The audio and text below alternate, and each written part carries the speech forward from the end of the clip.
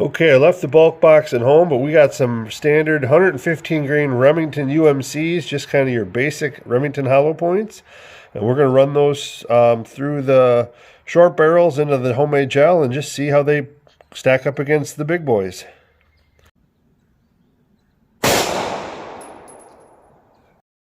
Okay, here's where that 115 UMC went in. And you can see there's the swirling effect in there from the damage. And it went to the right here a little bit and ended up right down in there.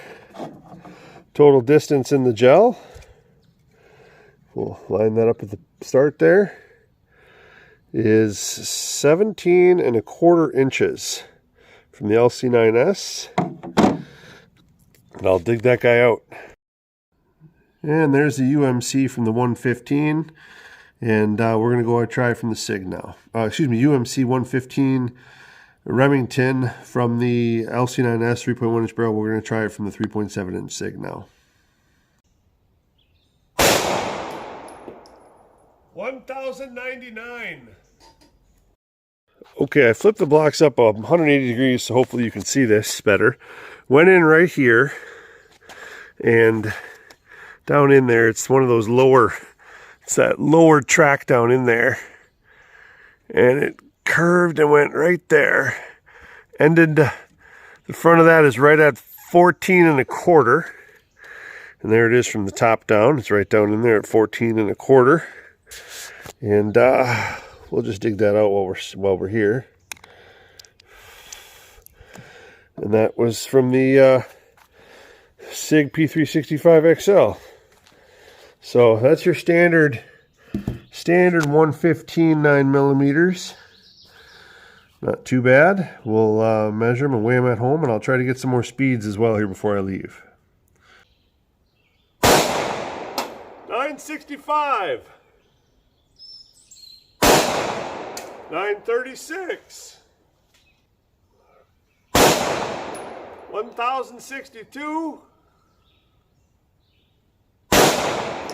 1041. Okay, welcome back from the range. As you saw there, we tested the Remington UMC 9mm in 115 grain jacketed hollow points. This is a standard pressure round. It's kind of the basic round for Remington. And we tested them out of the 3.1 inch Ruger LC9S and the 3.7 inch SIG P365XL.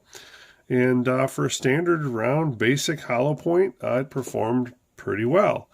Here's what the round looks like up close. Again, we've got just brass case round there.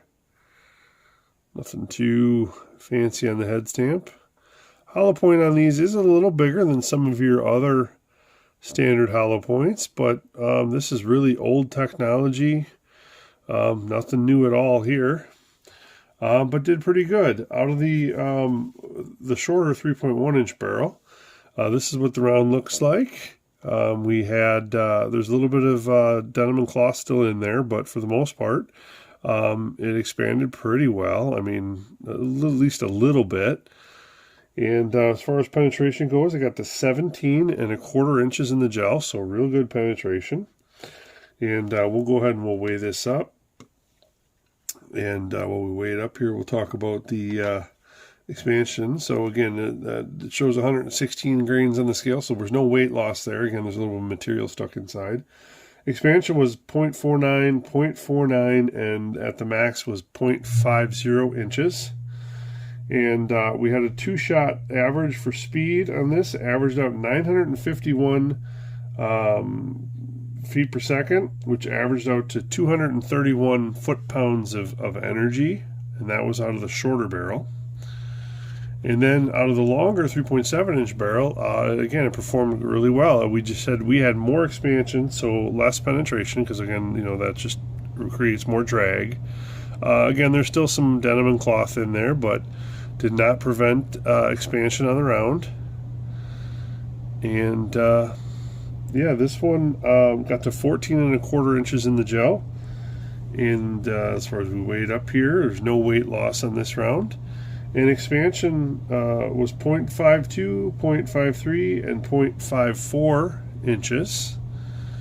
This one again, we did get a 3-shot average because again the chrono, just how the sun was hitting, I guess, when I was shooting with the longer barrel 9s, the chrono was picking up that round that was going into the gel, and then I took 2 extras afterwards, so that was 3 total shots, averaged 1,067 feet per second, which equates to 291 foot-pounds of energy. So not as much as some of your premium rounds or the heavier self-defense rounds, but way more than any of the 380s that we've been testing, and a pretty solid performer.